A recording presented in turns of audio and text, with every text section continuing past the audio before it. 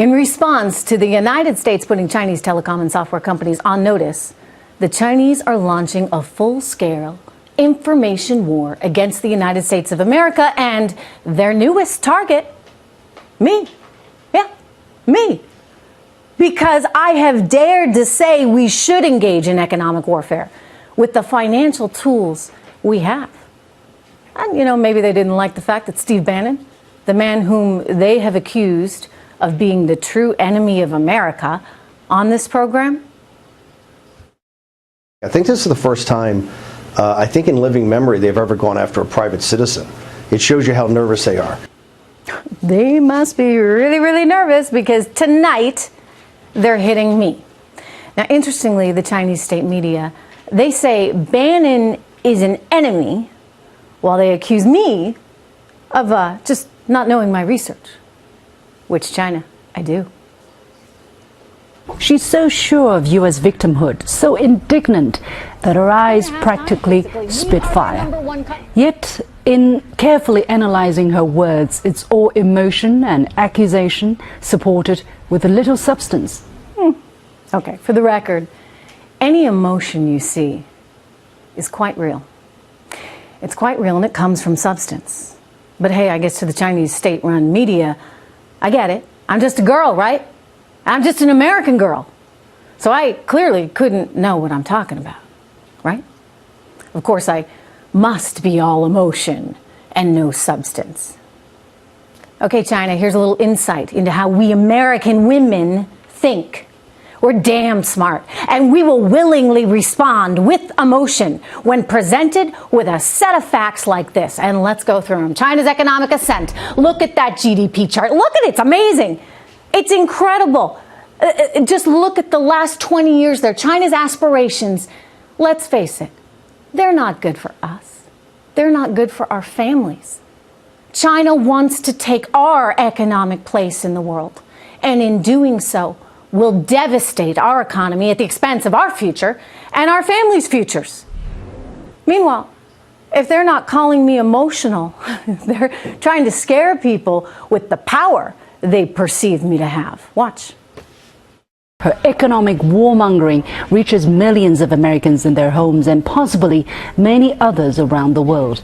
And given the close, almost symbiotic relationship that the Fox channel has with the current U.S. administration, it's fair to say she also speaks for Trump's America.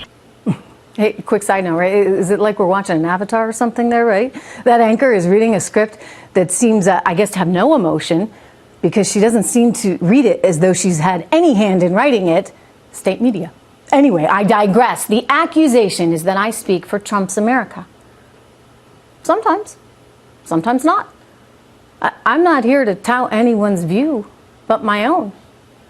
I can only articulate what I personally believe is right for our country and the present situation vis-a-vis China. Not right for our country, and it cannot continue unless we're okay with them turning us into France while they become the United States. I don't think any of us would like that, but listen, here's a message for them.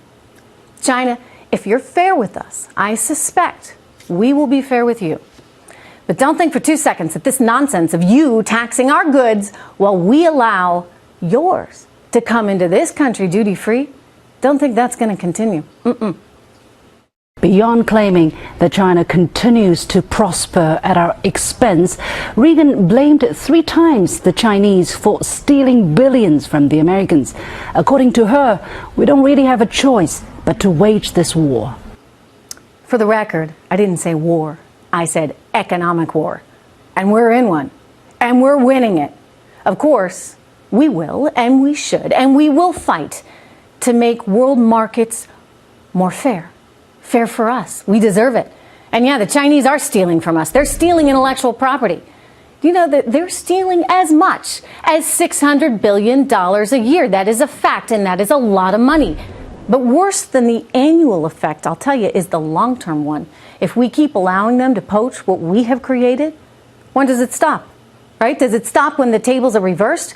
When they've taken everything we have?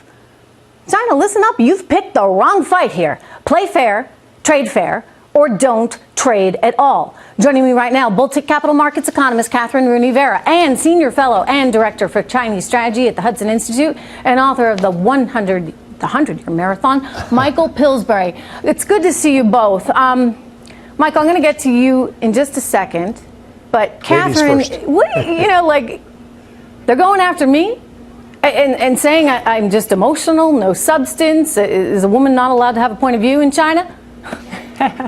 Well, Trish, it's clear you're really getting to them. And let's face it, what the Chinese most fear, Trish, is re-election of Donald Trump in 2020. And if they indeed think, as you are, speaking truth to the masses and carrying the sway that you may have with the American voting populace, that's a real concern to the Chinese. What they least want is to deal with Trump, too. I mean, I have long thought, Trish, that in this negotiating round, what they're trying to do is drag their feet to get through to, and crossing their fingers, a Biden presidency so that they can renege on promises as they've done in the past. Mm-hmm. Right, because they get that big, long plan. We have a couple years that we can look forward out to, maybe 6 years, Michael. So knowing that they're playing the long game, and yeah, I think they're rattled. I think Catherine's right. I think why else are they suddenly attacking me? They're rattled, but they kind of want anybody but Trump in the Oval Office right now, don't they, Michael? Yes, I think that's right. They're counting on Biden. They also believe if Hillary had won, this whole thing would never happen with challenging China on its practices. Well, they're probably right on that, right? Probably never would have happened. Part of what they're doing also, Trish, I think you know this, you mentioned it's state-run media. This is Chinese Communist Party-controlled television. It's in English, so it's going worldwide. You're already a superstar globally anyway, but now they're adding to your glistening powers with a very detailed attack. You notice how they were, besides saying you're emotional and that your eye, they're sort of flattering about your eyes, but they're also going into detail. I take it as a compliment, by the way. They're denying that they engage in all this theft. Yeah. And the president has put out 3 long reports with great detail that you've mentioned in the past. So you got the facts on your side, as well as they're flattering you globally.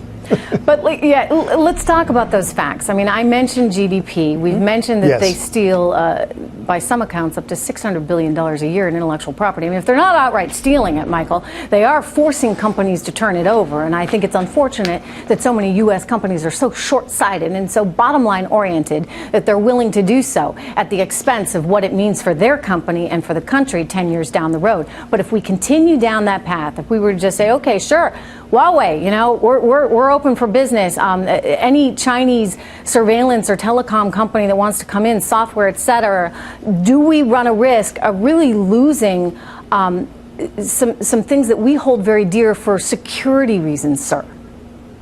Well, we do. I think that's the point of the president's executive order last week on May 15th, where he didn't mention Huawei by name, but he described the number of entities that are engaging in subversion, theft, a various series of misconduct, and that they're going to be punished. And he's declaring an international economic emergency. Under our law, he can do that just for that particular thing. So when you praise the president, which you've done, that may be your greatest sin in the minds of the Chinese propaganda machinery. You're supporting President Trump's approach. But he's got so many reports now. I mentioned 3. There's actually a total of 5. Altogether, a couple thousand footnotes. The Chamber of Commerce just today has announced it's getting worse in Beijing. 20% of our companies now report forcible technology transfer requirements to get a bigger market. So the situation is not getting better. I thought we were close to a deal 2 weeks ago. I think the president did too. But when they reneged and took back a lot of major concessions, it's really opened up the floor now for this kind of name calling back and forth. So yeah, I congratulate you. Well, look, I think it's a little odd that the state media would be targeting me. I think it's quite bizarre, frankly, but I hear you in that they're trying to push back against anything that might challenge them. Catherine, you know, there's another thing going on sort of worldwide here, and I'll just point this out before I let you guys go. I know, Catherine, you've followed Venezuela very closely. We have more of this story coming up later in the show, but the Chinese have also been very active down in Venezuela as well. So strategically, they have a lot of reasons to not like what this administration has done. Well, absolutely. And China unequivocally wants to be both a geopolitical and economic superpower, and they want to supplant the U.S. in that role. That's something that we've known for many decades. Trish, you and I know that since Bill Clinton, the U.S. has been complaining about IP theft. Let me add one more thing to put some substance to your own argument, is that the U.S. is coming from a very strong position in terms of negotiation power.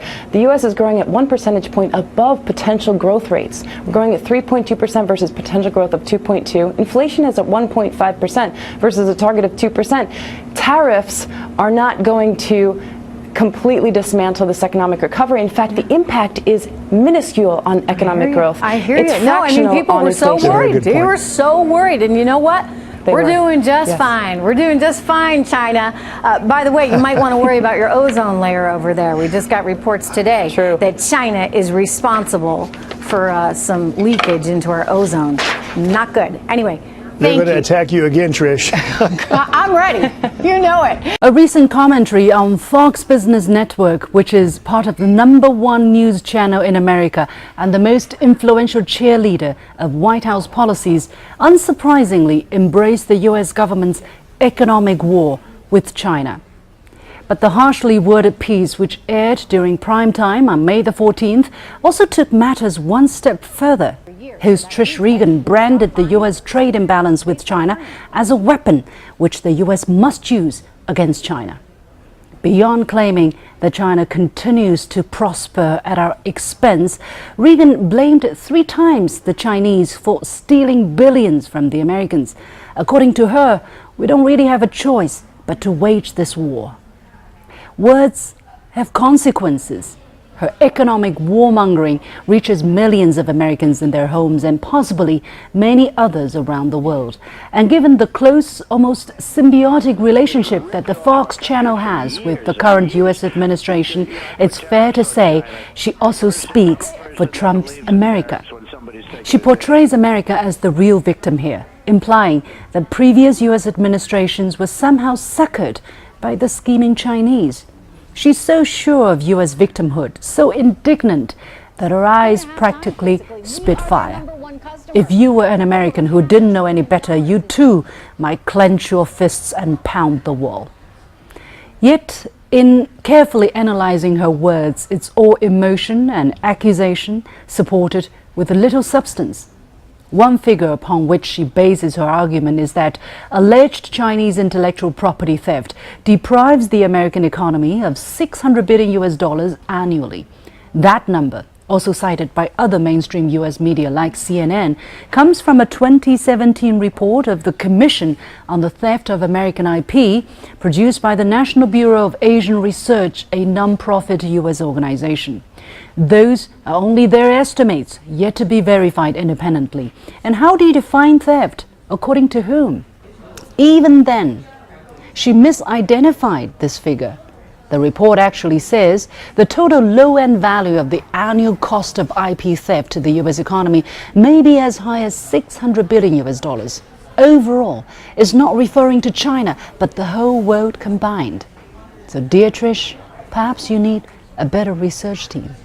Watching her commentary, though, it makes me realize if the U.S. side approaches these trade talks with such bigotry and hostility, they'll lead nowhere. The kind of language being used against China has been derogatory, to say the least.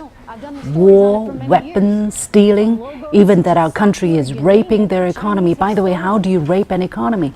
This is not the language of a trade partner, but the insults you might hurl at an enemy. China has tried to hold its head high and refrain from such uncivil language, but it doesn't seem to make a difference. The U.S. side did not hesitate to brandish the weapon and slap higher tariffs on China. Now, 1 year after the trade frictions first erupted, China itself is finally calling this a trade war. Can you negotiate with people who cross the line of decency?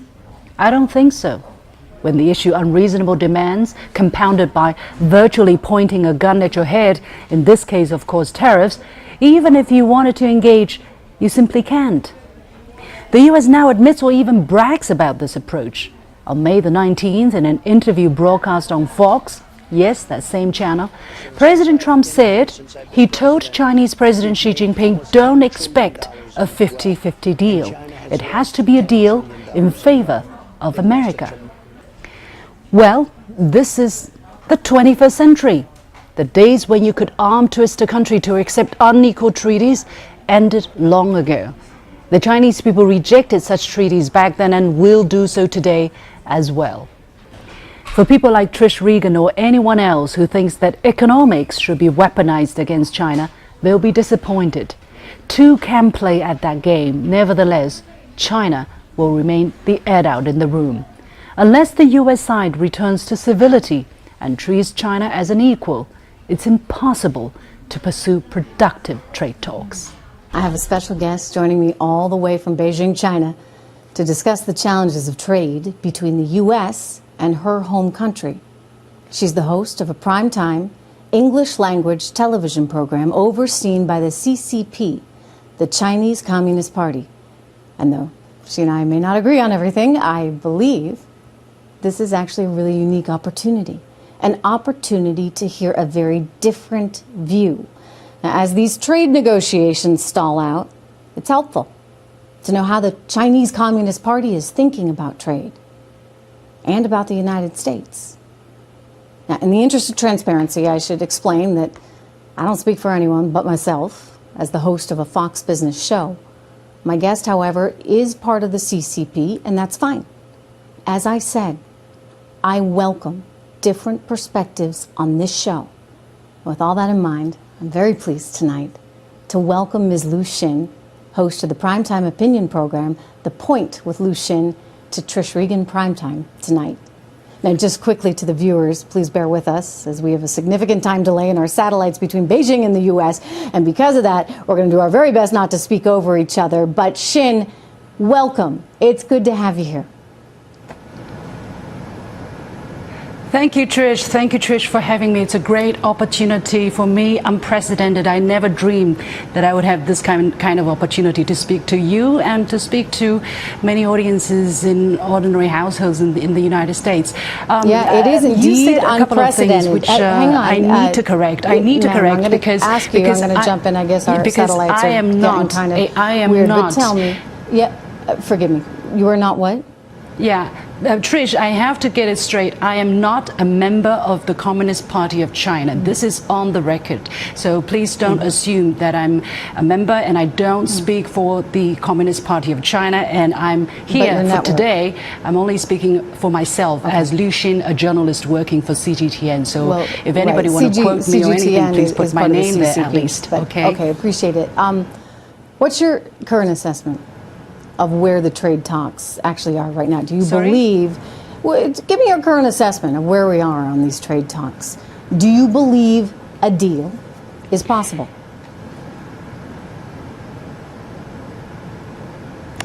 It is true that the satellite connection is not very good, but I believe that you're asking me where we are in terms of the trade negotiations.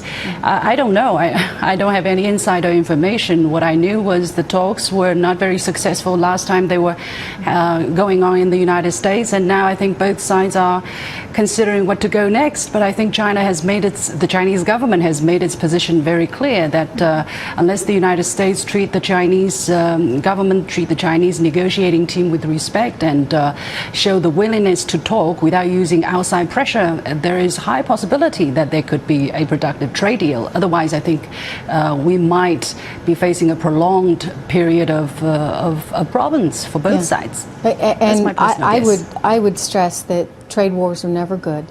They're not good for anyone. So I want to believe, Xin, I want to believe that something can get done. And these are certainly challenging times. I realize there's a lot of rhetoric out there. But let me turn to one of the biggest issues, and that's intellectual property rights. I mean, fundamentally, I think we can all agree it's never right to take something that's not yours. And yet, in going through so many of these cases at the Independent World Trade Organization, the WTO, that China's a member of, as well as the DOJ and FBI cases, you can actually see some of them on the screen right now. There's evidence there that China has stolen enormous amounts of intellectual property, hundreds of billions of dollars worth. Now, that's a lot of money, but truly, I guess we shouldn't really care if it's hundreds of billions of dollars or just 50 cents. How do American businesses operate in China if they're at risk for having their property, their ideas, their hard work stolen? Well, I think, Trish, you have to ask American businesses whether they wanted to come to China, whether they find coming to China and cooperating with Chinese businesses has not been profitable or not, and they will tell you their answers. As far as I understand, many American companies have been established in China, and they're very profitable, and the great majority of them, I believe, plan to continue to invest in China and explore the Chinese market. Well, now U.S. President Donald Trump's tariff makes it a little bit more difficult, makes the future a little bit uncertain. I do not deny that there are IP infringement, there are copyright issues, or there are piracy, or even theft of commercial secrets. I think that is something that has to be dealt with, and I think the Chinese government and the Chinese people, and me as an individual, I think there's a consensus because without the protection of IP right, nobody, no country, no individual can be stronger, can develop itself. So I think that is a very clear consensus among the Chinese society. And of course, there are cases where individuals, where companies go and steal, and I think that's a common practice probably in every part of the world. And there are companies in the United States who sue each other all the time over infringement on IP rights. And you can't say simply because these cases are happening that America is stealing, or China is stealing, or the Chinese people are stealing. And basically that's the reason why I wrote that rebuttal, because I think this kind of blanket statement is really not helpful, really not helpful. Well, it's not just a statement, it's multiple reports, including evidence from the WTO. But let me ask you about Huawei, because that's certainly in the headlines right now. Sure, I don't deny those. No, I don't deny those. Right. I mean, look, I think, as I said, we can all agree that if you're going to do business with someone, it has to be based on trust. And you don't want anyone stealing your valuable information that you've spent decades working on. Anyway, China passed a law in 2017 requiring tech companies to work with the military and the government. So it's not just individual companies, right, that might be getting access to this technology. It's the government itself, which is an interesting nuance. But I get that China is upset that Huawei is not being welcomed into the U.S. markets. I totally get it. So let me just ask you this. It's an interesting way to think about it. I think, what if we said, hey, sure, Huawei, come on in. But here's the deal. You must share all those incredible technological advances that you've been working on. You got to share it with us. Would that be okay? I think it is, if it is through cooperation, if it is through mutual learning, if it is through, if you pay for the use of this IP, of this high technology, I think it's absolutely fine. Why not? We all prosper because we learn from each other. I learned English because I had American teachers. I learned English because I had American friends. I still learn how to do journalism because I have American copy editors or editors. So I think that's fine so long as it is not illegal. I think everybody should do that, and that's how you get better, right? But you mentioned something pretty important, which is that you should pay for the acquisition of that. And, look, I think that the liberalized economic world in which we live has valued intellectual property, and it's governed by a set of laws. And so we all need to kind of play by the rules and play by those laws if we're going to have that kind of trust between each other. But I think you bring up some good points. Let me turn to China right now, which is now, wow, the second largest economy. At what point will China decide to abandon its developing nation status and, well, stop borrowing from the World Bank? Well, I think this kind of discussion is going on, and I've heard very live discussions about this. And indeed, there are people talking about China already becoming so big. Why don't you just grow up? Basically, I think you said it in your program as well. China grow up. Well, I think we want to grow up. We don't want to be, dwarfed or poor, underdeveloped all the time. But it depends on how you define developing country, right? If you look at China's overall size, the overall size of the Chinese economy, yes, we are very big, the world's #1. But don't forget, we have 1.4 billion people. That is over 3 times the population of the United States. So if you divide the second largest overall economy in the world, basically when it comes down to per capita GDP, we're I think less than 1/6 of that of the United States, and even less than some other more developed countries in Europe. So you tell me, where should we put ourselves? This is a very complicated issue because per capita, as I said, is very small, but overall it's very big. So we can do a lot of big things, and people are looking upon us to do much more around the world. So I think we are doing that. We're contributing to the United Nations. We are the world's biggest contributor to the UN peacekeeping missions, and we're giving out donations and humanitarian aids and all of that because we know we have to grow up. And Trish, thank you for that reminder. Let's get to the tariffs. I've seen some of your commentaries too, and Shin, I appreciate that you think China could lower some of its tariffs. I watched you say that, and I'm totally in agreement with you. In 2016, the average tariff, effectively a tax, that was charged on an American good in China was 9.9%. Now, that was nearly 3 times what the U.S. was charging. So what do you say about this? What do you think about saying, hey, to heck with these tariffs. Let's get rid of them altogether. Would that work? I think that would be a wonderful idea. I mean, don't you think for American consumers, products from China would be even cheaper, and for consumers in China, products from America would be so much cheaper too. I think that would be a wonderful idea. I think we should work towards that. But you talked about rule-based system, rule-based order.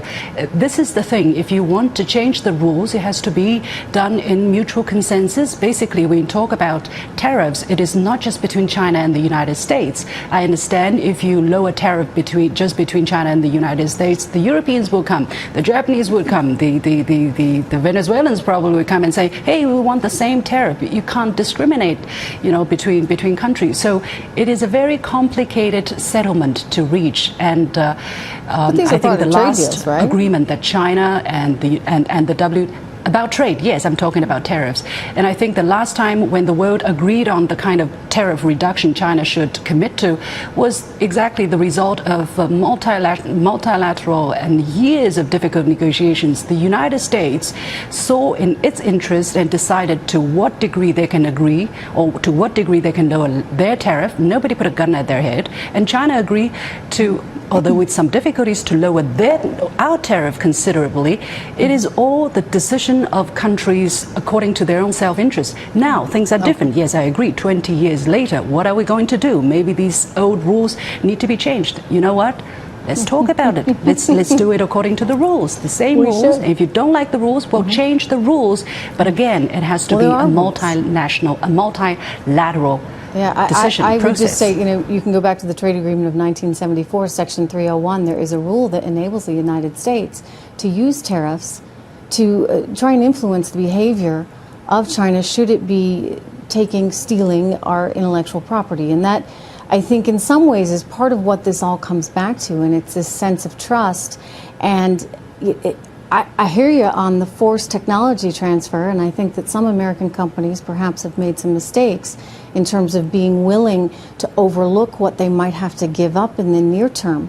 But this is an issue, I think, where the country as a whole needs to step in, and we're seeing the United States do that, perhaps in a way that hasn't happened. I mean, it's been in the background. Don't get me wrong, I think previous administrations have identified the challenge, but have really been a little unwilling to take it on. So we're living in these very different times. How do you define state capitalism? You mean, how do I define Sorry, I didn't hear the last thing. You mean Sure. forced technology transfer No. or so-called state forced capitalism. technology transfer?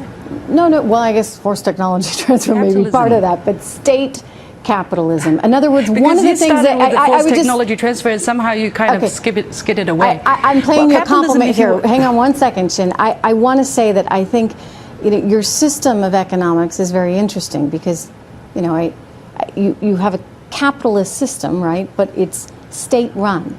So talk to us about that. How do you define it? Well, we would like to define a socialism with Chinese characteristics where market forces are expected to play the dominating or the deciding role in the allocation of resources. Basically, let the market. We want it to be a market economy, but there are some Chinese characteristics. For instance, some state-owned enterprises which are playing an important but increasingly smaller role, maybe in the economy. And everybody thinks that China's economy is state-owned. Everything is state-controlled. Everything is state. But let me tell you, it is not the true picture. If you look at the statistics, for instance, 80% of Chinese employees were employed by private enterprises. 80% of Chinese exports were done by private companies, were produced by private companies. About 65% of technological innovation were carried out by private enterprises. Some of the largest companies that affect our life, for instance, some internet companies or some 5G technology companies, they are private companies. So we are, yes, a socialist economy with Chinese characteristics, but it's not everything state-controlled, state-run. It's not like that. We are actually quite mixed and very dynamic and actually very, very open as well. Well, I think you need to probably keep being open. I think that as a free trade person myself, I think that's the direction to pursue. And ultimately, that leads to greater economic prosperity for you and better economic prosperity for us. And so then you get a win-win. But absolutely. This was interesting. I appreciate you being here. Thank you. Thank you so much. If you want to have a discussion in the future, we can do that. If you want to come to China, I'd love it. You're welcome, and I'll take you around. Thank you, Trish, for the opportunity. Thank you so much. Okay, look, I would just say, as I told Shin, no one wants a trade war, but we have to think long and hard about the right next steps.